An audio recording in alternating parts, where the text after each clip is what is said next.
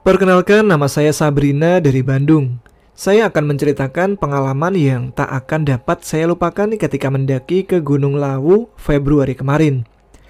Berawal dari keingintahuan saya mengenai Gunung Lawu setelah mendengar beberapa kisah-kisah horor yang ada di sana, mengesampingkan hal mistisnya dan saya lebih mengedepankan keindahan Gunung Lawu, sabananya, bunga edelweisnya, dan tentu saja keberadaan warung Bokyem yang fenomenal.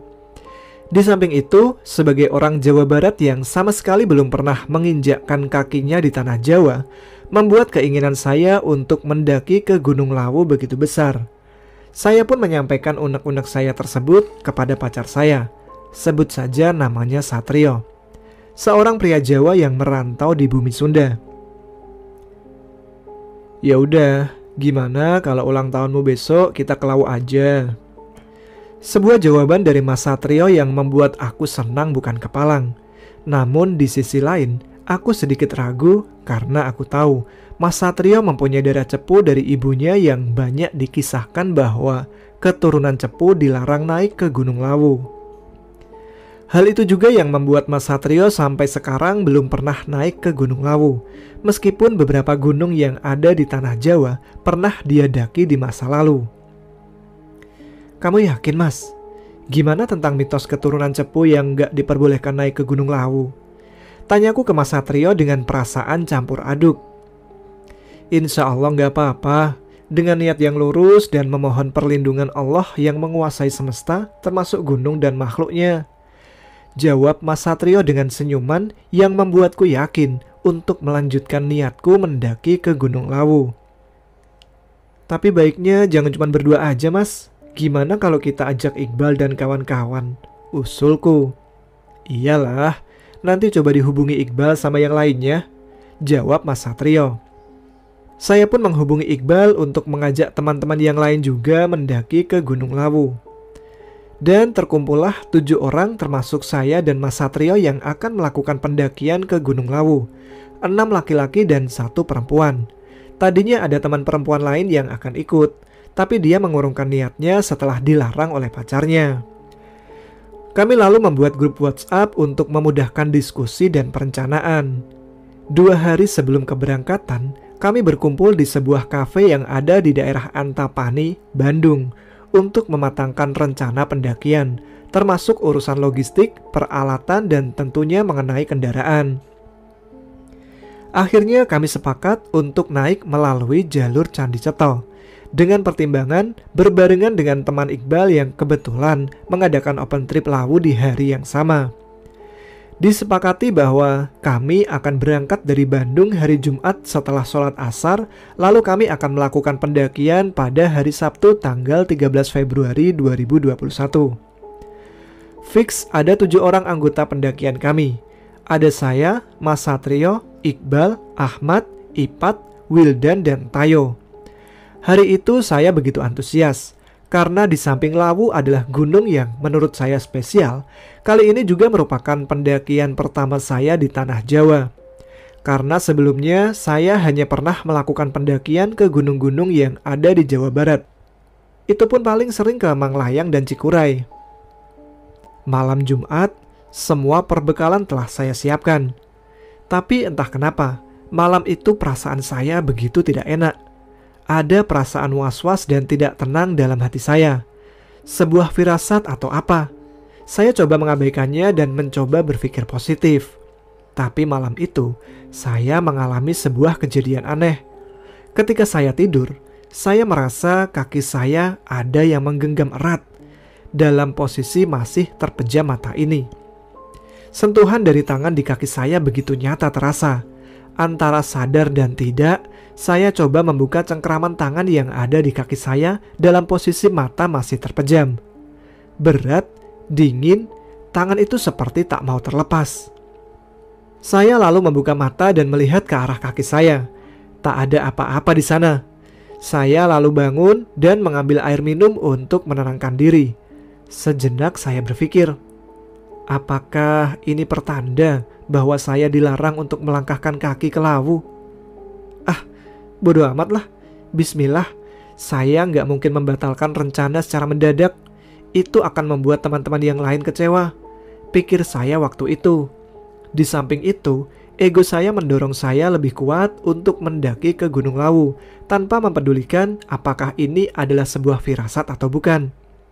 Saya menyudahi pemikiran ruwet kala itu dan melanjutkan tidur agar besok kondisi fisik saya prima. Malam berganti pagi. Setelah mandi dan sambil menunggu Mas Satrio datang menjemput, saya berpamitan ke orang tua dan beberapa teman yang saya anggap kakak melalui telepon. Salah satunya adalah Ak Bimo. Beliau merupakan kakak kelas saya ketika masih berada di pondok pesantren dulu. Beliau memang sering memberi saya nasihat mengenai agama dan setahu saya, beliau mengerti tentang hal-hal gaib. Ak Bimo, aku minta doanya ya. Hari ini aku akan berangkat untuk mendaki ke Gunung Lawu. Sebuah pesan singkat melalui Facebook yang saya tujukan ke Ak Bimo. Nah, perasaan Aak kok gak enak ya? Aak merasa akan terjadi sesuatu sama kamu. Kamu harus lebih hati-hati ya. Balasan dari Ak Bimo yang menambah keraguanku pagi itu. Sekitar jam 9 Mas Satrio datang. Saya lalu menceritakan kepadanya tentang hal-hal ganjil yang saya alami, termasuk pesan peringatan dari Ak Bimo barusan. Mudah-mudahan gak apa-apa. Mas akan telepon ibu dulu untuk meminta izin sekali lagi, sekalian menanyakan apakah beliau memiliki firasat yang tidak enak tentang perjalanan ini, kata Mas Satrio sambil beranjak dari tempat duduknya. Mas mau kemana? Tanyaku. Mau ke masjid buat sholat hajat, jawab Mas Satrio. Pikiran gelisah masih menyelimutiku setelah kepergian Mas Satrio. Tapi rasa antusiasku untuk ke Lawu sepertinya mengalahkan perasaan cemasku. Bismillah, yakin aja lah. Batinku coba meyakinkan diri sendiri. Tak lama kemudian, Mas Satrio datang. Gimana Mas? Tanyaku segera sebelum Mas Satrio sempat duduk. Insya Allah gak apa-apa. Jawaban singkat Mas Satrio yang membuat saya semakin mantap melanjutkan perjalanan ini. Singkat cerita, setelah sholat asar, barulah datang Ahmad dan Wildan. Padahal rencananya setelah sholat Jumat kami harus sudah sampai di titik kumpul. Lalu kami berempat segera menuju ke rumah Iqbal di daerah Bale Endah sebagai titik kumpul kami sebelum berangkat menuju Jawa Tengah. Lebih spesifiknya base camp Candi Ceto. Sampai di rumah Iqbal, kami melakukan packing ulang carrier dan makan sebelum perjalanan. Dan kami pun baru mulai berangkat pada jam 5:30 sore. Setelah perjuangan menata carrier supaya masuk semua ke dalam mobil. Sebuah mobil Avanza ditumpangi 7 orang ditambah carrier. Benar-benar full. Kami berangkat dengan Mas Satrio sebagai supir dan saya duduk di sebelahnya. Sebuah perjalanan yang membuat saya kapok duduk di depan ketika Mas Satrio menyalip-nyalip kendaraan di daerah Cadas Pangeran yang membuat jantung ini serasa copot. Udah, tidur aja, nanti dibangunin, ucap Mas Satrio dengan entengnya. Gimana bisa tidur kalau nyupirnya kayak supir bus malam? Jawab saya dengan sedikit sewot. Orang kalem gini amat kalau nyetir, batin saya. Memang sih, perjalanan yang kami tempuh serasa jauh lebih cepat. Tapi semua penumpang sampai base camp, insya Allah bersih dari segala dosa karena beristighfar sepanjang perjalanan. Sampai di alun-alun Sumedang, Mas Satrio mendapatkan telepon dari temannya yang malam itu mendaki ke Gunung Lawu. Dari situ kami mendapatkan info bahwa di Lawu sedang hujan badai dan jalur Candi Ceto berpotensi banjir bandang. Berdasar info tersebut, kami semua lalu berunding lagi dan mengalihkan tujuan ke base camp Cemoro Kandang. Setelah melalui jalur Pantura yang sepertinya tak berujung, sampailah kami di base camp Cemoro Kandang pada jam 3 pagi. Kabut tebal menyelimuti base camp dengan ketinggian 1800 mdpl itu. Dihiasi gerimis menambah dinginnya pagi itu. Iqbal segera memarkirkan mobil setelah tadi bergantian memegang kemudi dengan Mas Satrio setelah keluar dari tol. Suasana base camp saat itu sepi. Kami turun dari mobil dan coba mengecek kondisi di dalam. Di sana, kami dapati ada 20 orang rombongan dari Jogja yang sedang berteduh di dalam musola. Kami ketahui mereka sampai di sini sekitar jam 9 malam dan tak dapat melakukan pendakian karena terhalang hujan lebat yang turun sejak tadi sore. Beberapa dari kami coba tidur di dalam mobil, sedangkan yang lainnya mencari kopi di warung yang ada di seberang jalan. Sekitar jam 5 pagi, saya terbangun setelah sayup-sayup saya mendengar percakapan antara Mas Satrio dan Mang Ipat. Mereka sedang berdiskusi tentang jalur mana yang akan kami pilih untuk pendakian. Dan akhirnya rencana kami pun berubah lagi. Kami akan melakukan pendakian melalui jalur Candi Ceto. Setelah sebelumnya sempat telepon ke basecamp Barokah yang ada di Candi Ceto untuk memastikan kondisi trek aman. Di samping itu karena melihat jalur Cemoro Kandang ini sepi. Sementara di antara kami semua belum pernah ada yang mendaki Lawu melalui jalur ini. Jam 6 pagi setelah melaksanakan sholat subuh, kami segera bertolak ke Candi Ceto. Setelah berputar-putar mengikuti petunjuk dari Google Map, sampailah kami di basecamp Candi Ceto sekitar jam 7 pagi. Segera kami menuju basecamp Barokah untuk bersih-bersih dan sarapan. Waduh, Mas Satrio nggak bawa sepatu? Tanya Iqbal yang melihat Mas Satrio cuma memakai sandal gunung. Nggak biasa saya Mang, berat. Lagian kemarin nyewa juga nggak nemu ukurannya, jawab Mas Satrio. Coba sewa di sekitar sini Mas, kali aja ada, biar lebih safety, saran Iqbal ke Mas Satrio. Oh yaudah deh, saya coba cari. Lalu saya pun menemani Mas Satrio berkeliling mencari persewaan sepatu. Setelah berputar-putar ke beberapa tempat, akhirnya dapatlah sepatu yang ukurannya pas dengan kaki Mas Satrio. Susah emang kalau punya kaki gede, batin saya. Sambil menunggu rombongan open trip dari Bandung, kami packing ulang carrier kami. Sekitar jam 9 pagi, rombongan open trip dari Bandung baru sampai di base camp. Setelah berembuk dengan panitianya, kami pun memutuskan untuk jalan duluan karena rombongan open trip tersebut masih menunggu pesertanya untuk bersih-bersih dan bersiap-siap. Nggak mau kesiangan, jam setengah 10 kami mulai start pendakian. Bismillah, setelah melakukan doa bersama, kami mulai melangkahkan kaki. Beranggotakan 7 orang, tak ada perasaan aneh pada waktu itu. Kami sempat berfoto-foto dulu di pintu masuk ikonik di Candi Ceto. Ya, selayaknya pendaki lainnya. Kembali kami melanjutkan perjalanan menuju pos pendaftaran Simaksi dan berlanjut menuju Candi Ketek. Sekitar 15 menit berjalan, sampailah kami di Candi Ketek. Di sini kami beristirahat lebih dulu karena bertepatan dengan adzan zuhur. Terlihat langit begitu cerah, tak ada tanda-tanda akan hujan. Mudah-mudahan hari ini cerah sampai sore, batin saya kala itu. Setelah waktu zuhur usai, kami pun segera melanjutkan perjalanan. Kondisi waktu itu ramai akan pendaki dari berbagai daerah. Kami saling bertukar sapa satu sama lain ketika berpapasan. Dengan trek yang masih terhitung landai dan tak ada masalah berarti dalam perjalanan kami, semua kami nikmati berikut pemandangan yang ada di sepanjang perjalanan kami.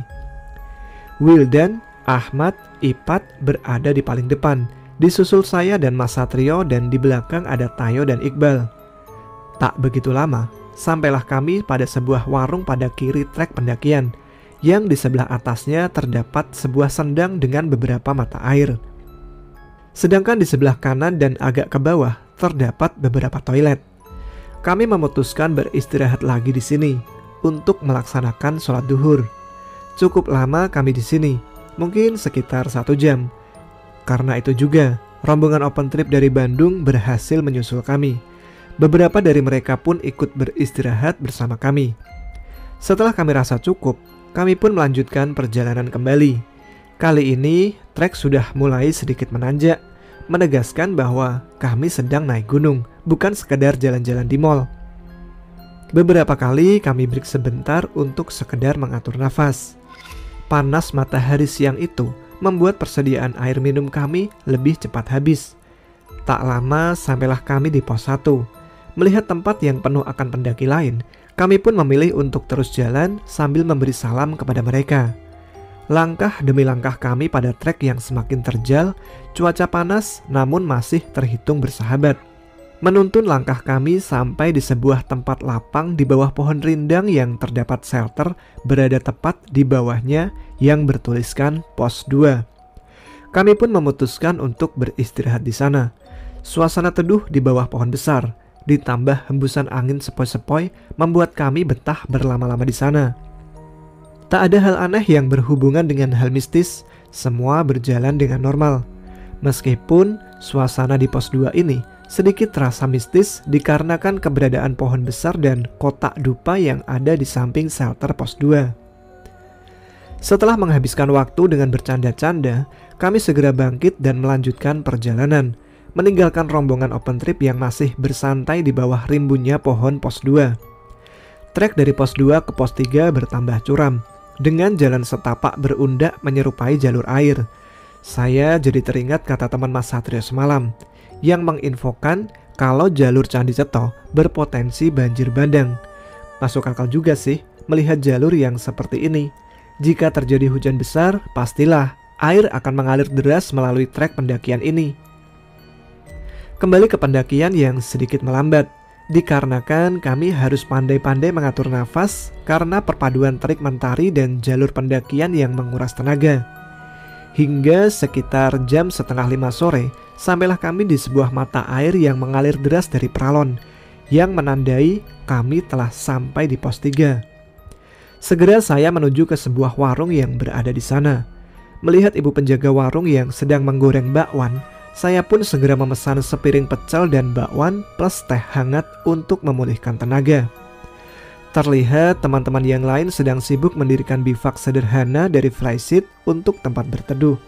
Karena rintik hujan mulai turun membasahi tanah kering yang terpapar panas matahari sejak siang tadi. Tak lama, Mas Satrio datang menghampiri saya yang sedang duduk di dalam warung.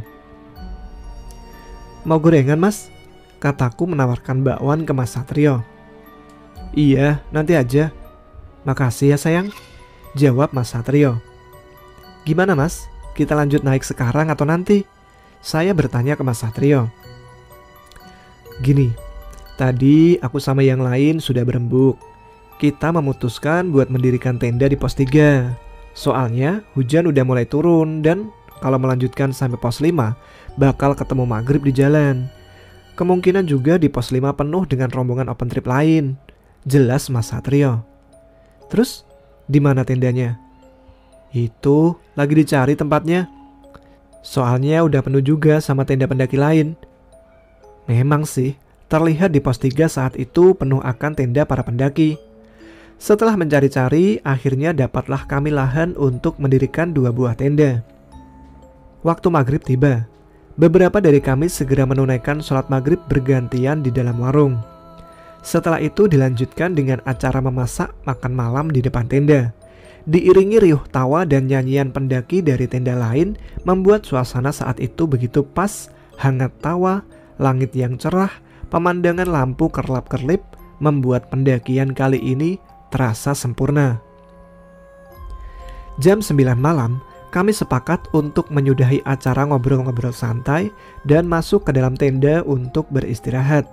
Karena jam 1 pagi nanti, kami harus sudah bangun untuk persiapan summit. Mengingat perjalanan yang masih panjang untuk sampai ke puncak, mata ini coba kuajak kompromi untuk segera terpejam. Terdengar ramai obrolan di luar tenda.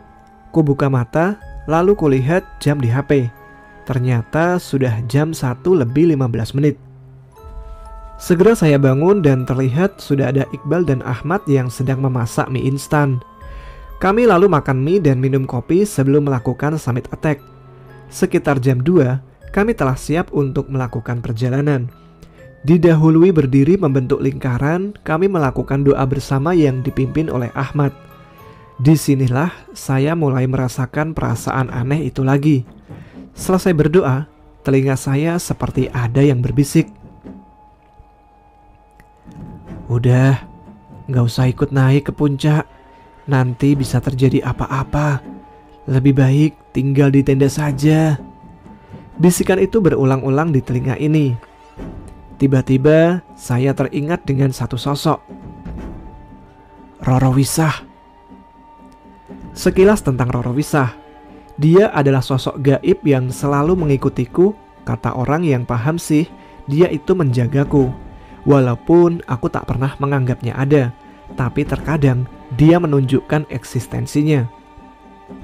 Sosok wanita cantik, bawahan dari Nyi Roro Kidul. Setidaknya itulah yang aku tahu. Itu pun menurut pengakuannya. Roro Wisah ini seperti tidak tenang berada di Lawu.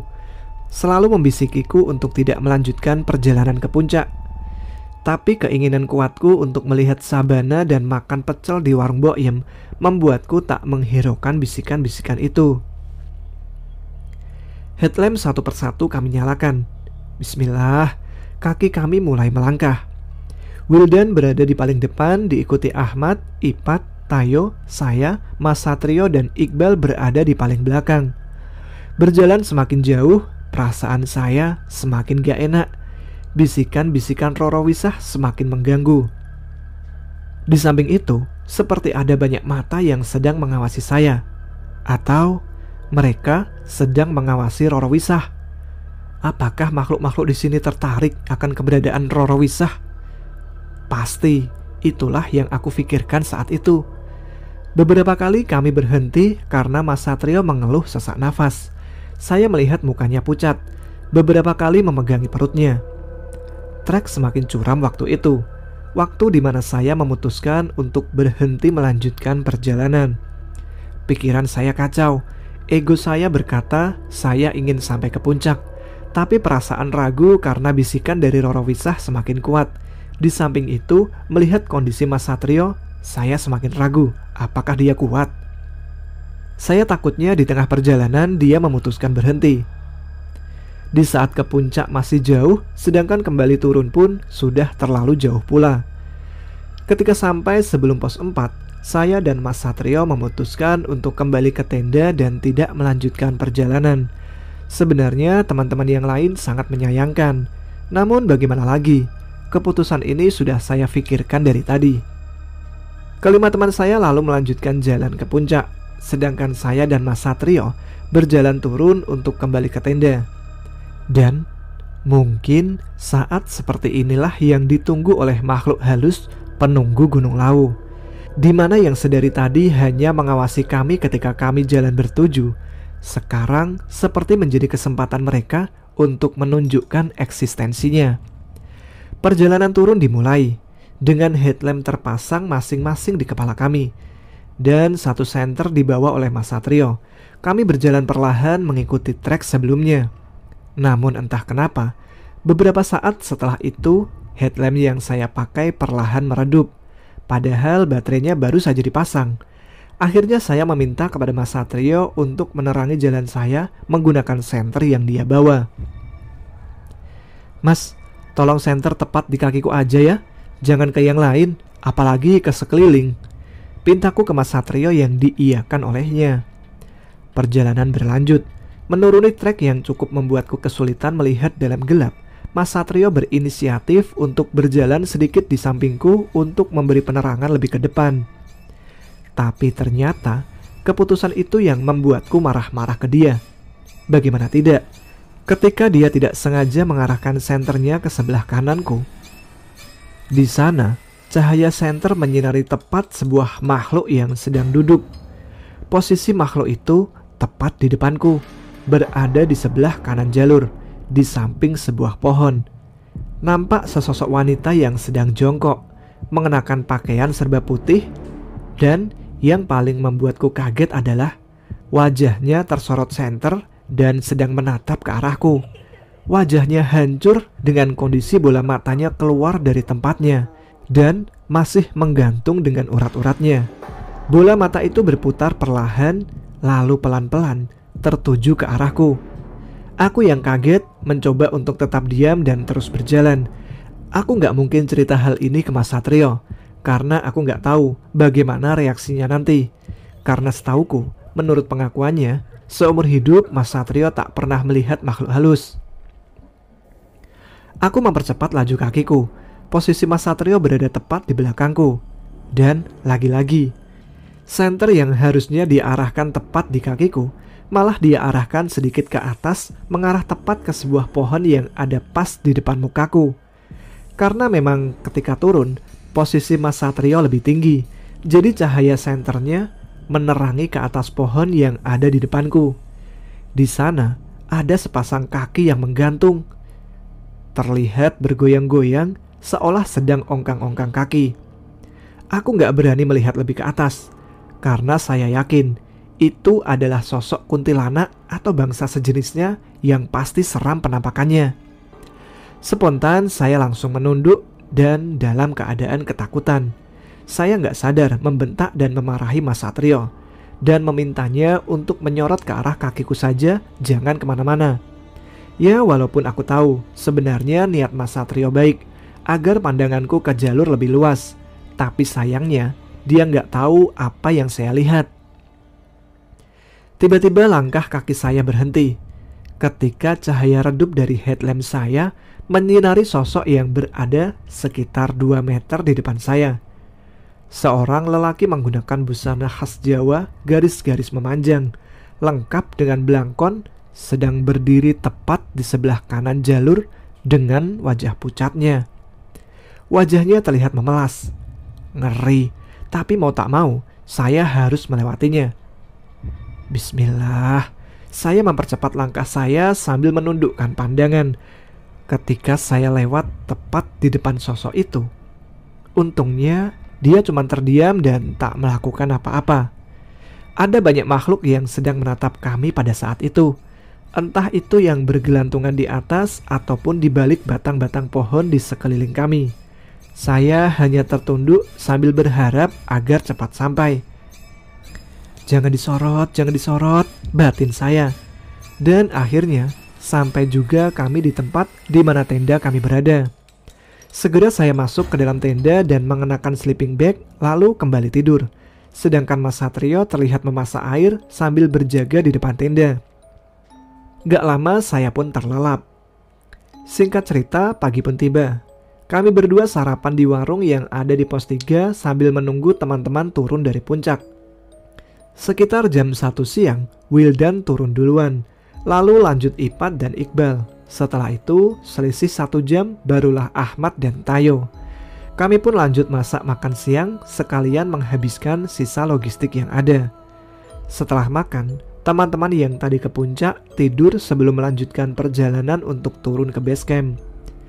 Jam 3 sore ketika kami mulai membereskan tenda, tiba-tiba saja turun hujan yang deras, yang membuat kami harus menunda perjalanan turun sampai minimal hujan ini sedikit mereda intensitasnya. Barulah sekitar jam 4:30 hujan berhenti dan kami pun segera mulai perjalanan turun. Tayo dan Ahmad telah turun lebih dulu dengan alasan kebelet BAB. Dengan trek yang licin karena dibasahi oleh guyuran air hujan, di awal perjalanan saya masih merasa biasa saja, masih bisa bercanda dengan yang lainnya. Tapi kembali terdengar bisikan di telinga ini. Roro Wisah, tolong jalan lebih cepat, jangan sampai bertemu gelap. Kalau terjadi apa-apa sama kamu, aku gak bisa berbuat apa-apa. Bisikan itu terus-menerus hingga membuatku terintimidasi. Yang tadinya biasa saja, hati ini menjadi tidak tenang. Segera langkah kaki ini kupercepat. Entah mendapat kekuatan dari mana, saya bisa berjalan lebih cepat dan trek yang licin sepertinya tak mengurangi kecepatanku berjalan. Beberapa kali saya menyalip rombongan pendaki lain yang berjalan di depan. Dan terlihat Mas Satrio mengikuti di belakang saya persis. Kelihatannya hanya dia yang mampu mengimbangi kecepatanku berjalan saat itu. Sementara teman-teman yang lain jauh tertinggal. Sampai pada sebuah turunan, Mas Satrio meneriakiku. Tunggu sebentar, sandalku putus. Aku lalu menjawab, tunggu Iqbal aja, aku harus duluan. Jawabku sambil melihat langit yang perlahan semakin gelap. Bisikan Roro Wisah membuatku gelisah. Aku terus berjalan meninggalkan Mas Satrio. Aku harus cepat sampai sebelum gelap, batinku saat itu. Ku dengar langkah kaki seperti mengejarku tepat di belakang. Ku sempatkan menoleh ke belakang dan tak kulihat siapapun di sana. Ku percepat langkah kakiku, namun sepertinya usahaku sia-sia. Terdengar suara azan maghrib ketika aku telah sampai di pos 1. Kapan aku melewati pos 2? Tanyaku dalam hati, karena aku seperti tak menghiraukan sekitar ketika berjalan. Melihat langit mulai gelap dan perjuanganku seakan sia-sia, aku pun sedikit memperlambat laju kakiku. Tak lama terdengar suara Wildan dan Ipat yang memintaku menunggu mereka. Mereka berdua sedikit berlari mengejarku karena mengkhawatirkanku yang berjalan sendirian. Tak kuhiraukan mereka dan aku terus berjalan. Bahkan sepertinya mereka berdua pun kewalahan mengimbangi kecepatan jalanku. "Teh, tunggu bentar, Dedek mau minum dulu," teriak Wildan kepadaku. Namun karena panik, aku terus saja berjalan dan sepertinya Wildan pun minum sambil berjalan. Ketika sampai di sebuah warung yang berada di sebelah kiri jalur, aku memutuskan berhenti. Kulihat di dalamnya telah ada 2 orang pendaki, lalu menyusul Wildan dan Ipat istirahat di warung yang telah tutup itu. "Teh, kita istirahat dulu sambil nunggu Mas Satrio ya, sandalnya putus," kata Wildan. Aku hanya mengangguk. Gak lama terlihat Mas Satrio berjalan tanpa menggunakan alas kaki, dan di belakangnya ada Iqbal. Mereka berdua pun ikut melipir ke dalam warung. Kami bercanda untuk menghangatkan suasana, walaupun hati ini masih tidak tenang. "Mas, sepatumu kemana? Kok gak dipakai?" tanyaku ke Mas Satrio. "Kutitipkan ke warung yang ada di bawah sendang." "Kok dititipin sih mas? Harusnya bilang aja mas, nanti bisa dibawain sama saya," kata Iqbal. "Takut ngerepotin," jawab Mas Satrio. "Ya udah, kita jalan pelan-pelan aja yuk, barengan aja, soalnya udah gelap," kata Wildan. Dan kami pun melanjutkan perjalanan kami kembali. Formasinya Ipat di depan, lalu Wildan, saya, Mas Satrio, dan Iqbal di paling belakang. Jam 7 malam sampailah kami di Sendang. Dan segera kami menuju ke warung yang ada di bawahnya, di mana Mas Satrio menitipkan sepatunya. Terlihat warung tersebut telah gelap dan tak ada siapapun di sana. Mas Satrio lalu masuk untuk mencari sepatunya. Didapatinya sebuah buntelan plastik di bawah meja yang ternyata sepatu yang dicarinya. Menunggu Mas Satrio memakai sepatunya, saya melihat ke arah sendang yang berada di atas. Di sana terlihat banyak sekali makhluk gaib yang mengawasi kami dengan mata merah menyala. Segala jenis makhluk gaib ada di sana, baik itu gendruwo, kuntilanak, dan makhluk-makhluk yang tak jelas bentuknya. Tapi untungnya di sana tidak ada pocong, karena saya paling takut dengan hantu yang satu itu. Kalau ada, bisa-bisa saya pingsan di tempat. Ada satu sosok yang paling menyita perhatianku. Matanya merah, besar, dan berada di ketinggian. Kalau terlihat badannya, mungkin makhluk itu tinggi dan besar. Dia sedang berdiri di belakang pohon yang ada di dekat toilet. Mereka semua seperti terhenti di sana, seperti ada batas di mana mereka tak boleh lanjut turun lagi. Setelah Mas Satrio selesai memakai sepatunya, kami pun segera melanjutkan perjalanan. Setelah 15 menit berjalan, saya mendengar ada langkah kaki berat dan cepat berjalan di belakang kami. Saya pikir itu bukan langkah kaki salah satu dari kami. "Mang Iqbal, aman?" tanya saya memastikan. "Aman Neng, tenang aja," kata Iqbal yang sepertinya nggak mendengar langkah kaki tersebut. Kami terus berjalan dan langkah kaki itu masih terus terdengar. Hingga kami sampai di sebuah sungai. Langkah kaki itu tak lagi terdengar. Sungai dangkal itu mengharuskan kami untuk melewatinya dengan menginjak bebatuan yang ada di atasnya. Terlihat di depan ada seorang pendaki yang sedang beristirahat. Dia duduk sambil bersandar ke carrier yang dia sandarkan ke sebuah batu besar. Pandangannya lurus ke depan dan terlihat kosong. Kami semua sempat mencuci sepatu di sungai tersebut. Ketika saya mau lanjut berjalan lagi, pendaki tadi mana? Apa? Gak apa-apa. Pendaki yang saya lihat tadi telah menghilang dengan cepatnya. Segera kami lanjut jalan dan sampailah kami di base camp sekitar jam 8 malam. Kami lalu bersih-bersih di base camp Barokah dan makan malam di sana. Es teh ini terasa sangat nikmat setelah melalui perjalanan yang menegangkan. Jam setengah 10 malam, kami bertolak dari Candi Ceto untuk menuju ke Bandung. Mas Satrio yang nyetir kembali dan saya berada di sebelahnya, sedangkan yang lain langsung tertidur pulas. Disitulah saya mulai bercerita tentang apa yang saya alami di atas kepada Mas Satrio. Dalam perjalanan pulang itu, saya sempat tidur dan bermimpi. Dalam mimpi itu, saya melakukan perjalanan ke puncak Lawu. Tapi anehnya, manusia-manusia selain kami bertujuh berukuran sangat besar. Mereka semua seperti raksasa, sedangkan hanya kami bertujuh yang berukuran normal.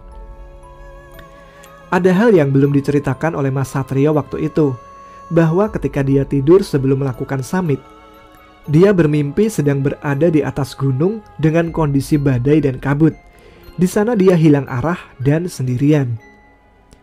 Sekitar jam 7 pagi sampailah kami di Bale Endah, Bandung. Roro Wisah berbisik kepadaku, "Ada 3 gunung yang pantang aku datangi. Gunung Lawu, Gunung Salak, dan Gunung Ciremai.